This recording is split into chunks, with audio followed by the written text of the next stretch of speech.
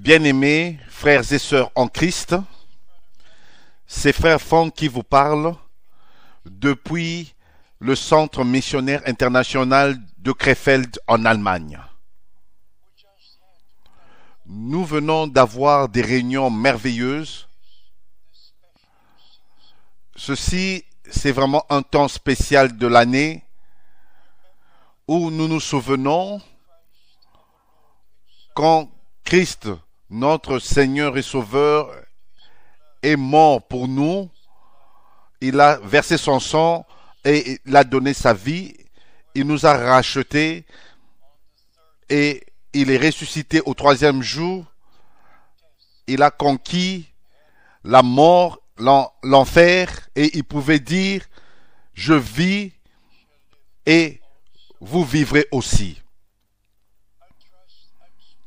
J'ai confiance que je m'adresse aux rachetés, à ceux qui appartiennent à Christ, qui ont été rachetés par le précieux sang de l'agneau de Dieu. C'est quelque chose de très très spécial de reconnaître notre rédemption. Dieu était en Christ, réconciliant le monde avec lui-même. Et notre Seigneur a donné la promesse, je vais préparer une place et je reviendrai. Et je vous prendrai afin que vous soyez là où je suis. Autant que nous comprenons la parole de Dieu, le Seigneur Dieu garde chaque parole qu'il a faite, chaque promesse. Comme frère Branham disait, je peux ne pas garder ma promesse, ma parole, mais vous non plus. Mais Dieu, lui, il garde toujours ses promesses. Il veille sur cela.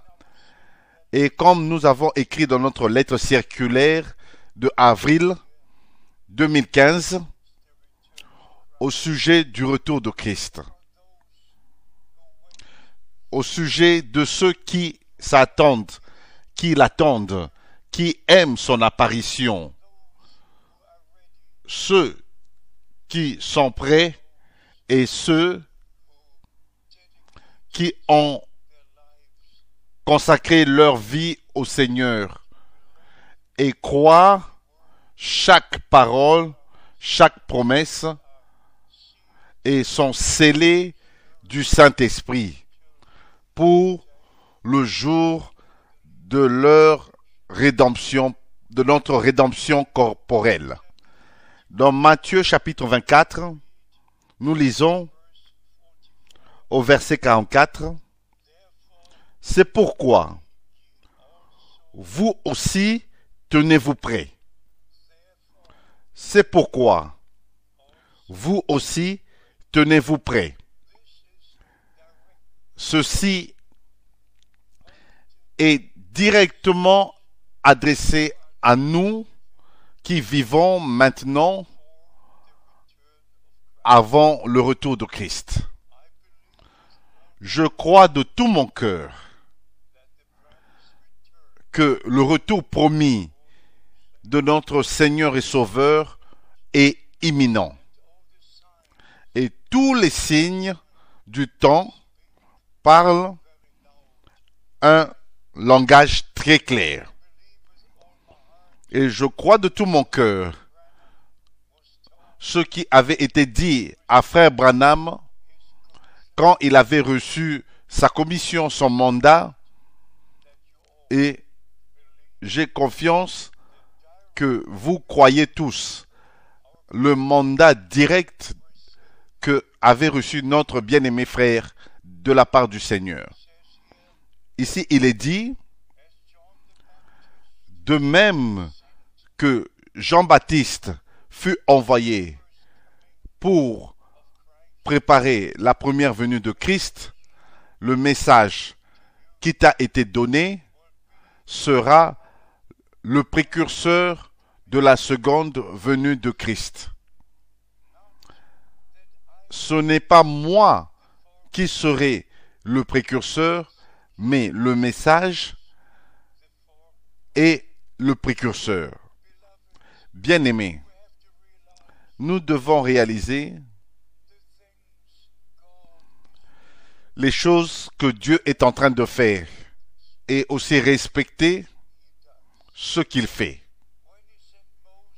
Quand il avait envoyé Moïse, il avait reçu son mandat, sa commission, et quand sa tâche, son devoir était terminé, Josué avait la parole révélée, la parole de Dieu révélée dans l'arche de l'alliance. Il n'y avait plus de colonne de feu, il n'y avait plus de rochers frappés, mais il y avait la parole promise, et la parole promise a pris le peuple de la promesse et les a amenés dans la terre promise.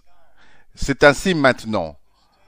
Dieu a repris Moïse, il pouvait regarder dans la terre, vers la terre, et moi, personnellement, j'ai fait un voyage de Amman jusqu'au mont Nebo, et j'ai regardé exactement de l'endroit où Moïse a regardé la terre promise. À ma droite, il y avait Jéricho, et mes amis, le Seigneur lui a montré la terre promise, mais il ne pouvait pas entrer.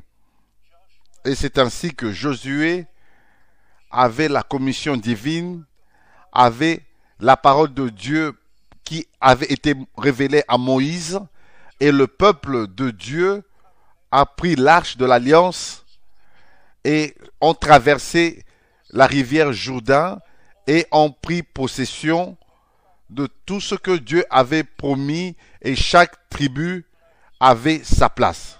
Bien-aimés, la même chose c'est maintenant. Nous sommes dans la parole de la promesse.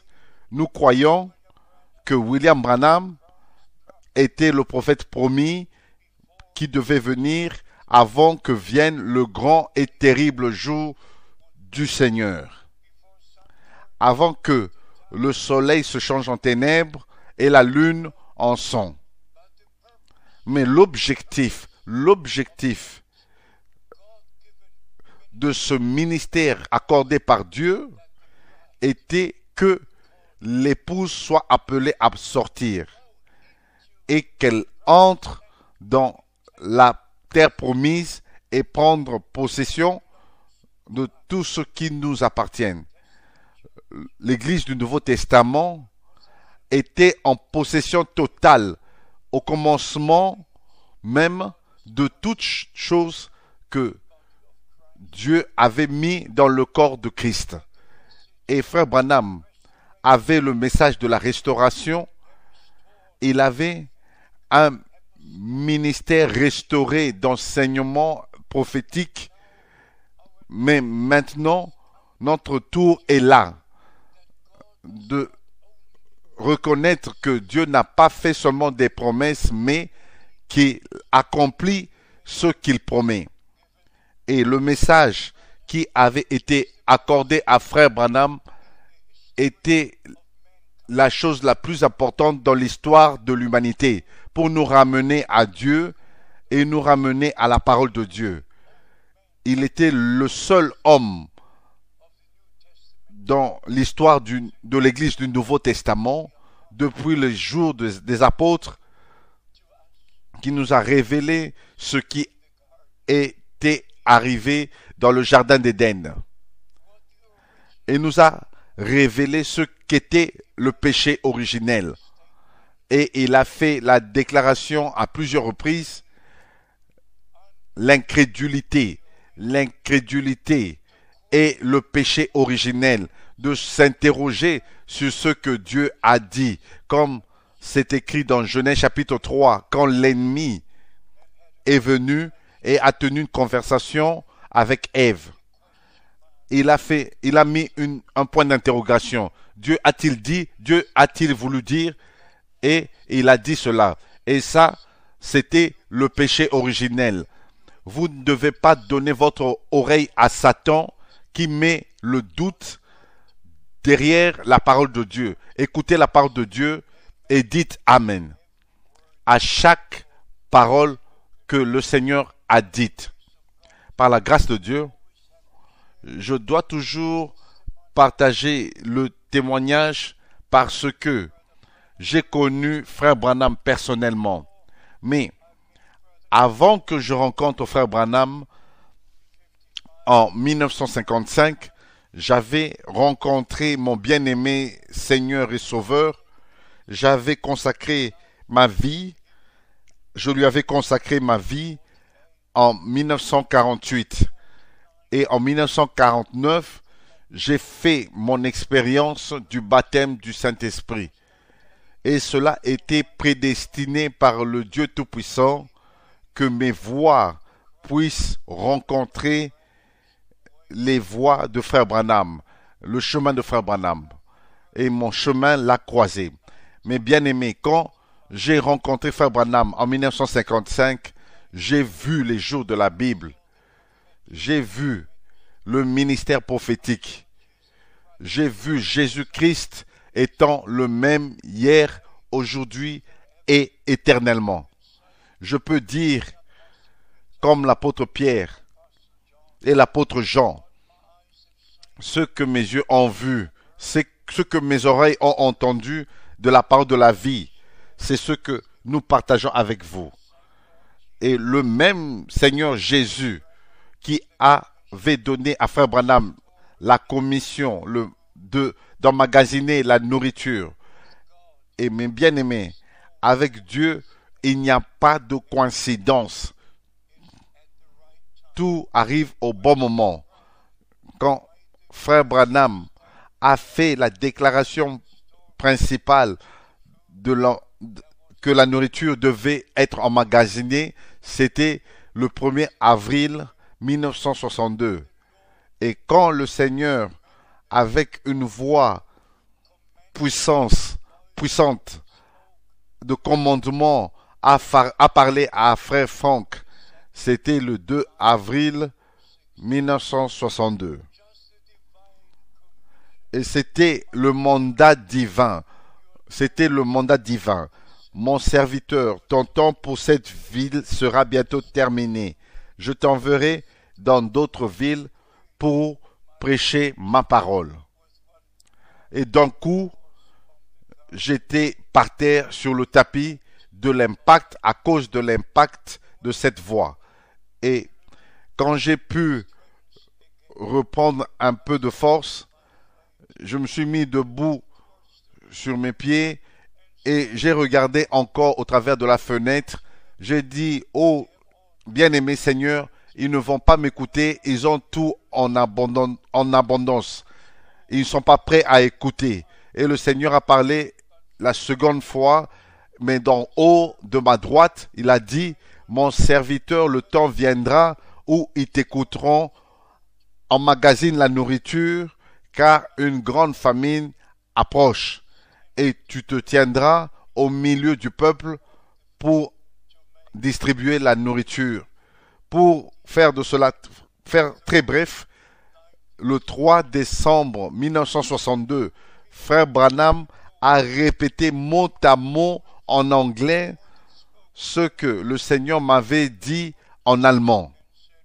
Et il a dit, Frère Franck, la nourriture que tu dois emmagasiner, c'est la parole promise pour ce jour. Et c'est dans les messages qui sont maintenant en train d'être enregistrés. Et finalement, il a dit, Frère Franck, attends pour la distribution de la nourriture, jusqu'à ce que tu reçoives le reste de la nourriture. Ces paroles sont aussi vraies que chaque parole dans ce livre. Ainsi, après que Frère Branham fut repris auprès du Seigneur, j'ai voyagé partout sur la terre pour apporter le message, la vraie parole de Dieu avec le peuple de Dieu, au peuple de Dieu. Et bien entendu, je ne crois aucune interprétation qui circule. Non, je crois la parole originale de Dieu. Parce que les Écritures disent garde les choses qui y sont écrites. Ainsi, mes bien-aimés, comme nous avons lu dans Matthieu chapitre 24, soyez prêts, tenez-vous prêts pour le retour de Christ et prenez part à ce que Dieu est en train de faire maintenant. Que le Dieu du ciel vous bénisse et rappelez-vous toujours du verset 45 dans Matthieu chapitre 24. Quel est donc le serviteur fidèle et prudent que son maître a établi sur ces gens pour leur donner la nourriture au temps convenable? Le message de l'heure, la parole de Dieu révélée avec toutes les promesses, la parole de Dieu révélée et la nourriture spirituelle. L'homme ne vivra pas de pain seulement, mais de toute parole de Dieu. Que les bénédictions du Dieu Tout-Puissant reposent sur vous. S'il vous plaît, lisez la lettre circulaire, c'est à votre disposition partout dans tous les pays et dans toutes les langues. Que Dieu vous bénisse et qu'il soit avec vous dans le saint nom de Jésus. Amen.